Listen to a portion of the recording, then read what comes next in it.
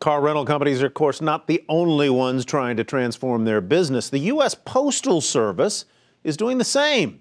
The independent agency recently reported a net loss of $1.5 billion during the first 3 months of the year, and it has a multi-billion-dollar plan now to get back on track.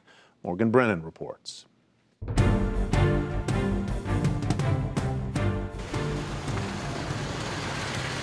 The U.S. Postal Service is testing out new mailboxes big enough to fit packages.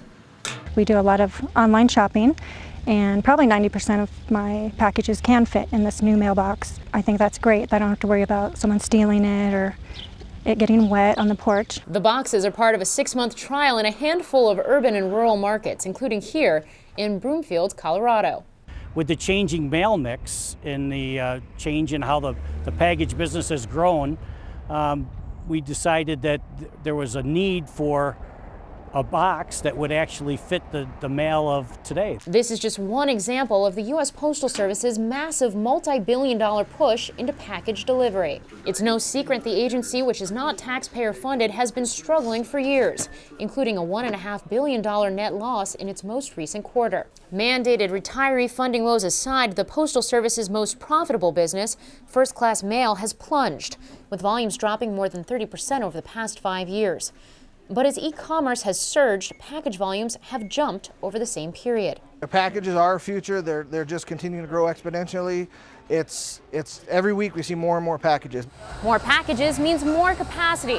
This machine can sort 6,000 parcels an hour, recently installed in an area of this Queens facility once dedicated to mail.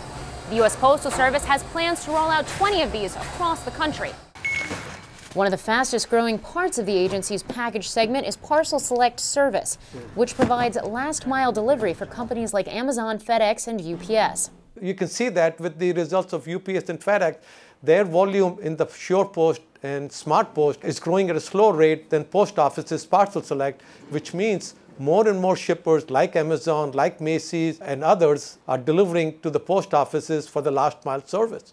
Other initiatives include a design competition for a bigger, more fuel-efficient fleet, expected to cost $7 billion and begin rolling out in early 2018. Also, same-day delivery in certain areas, including groceries for Amazon in California.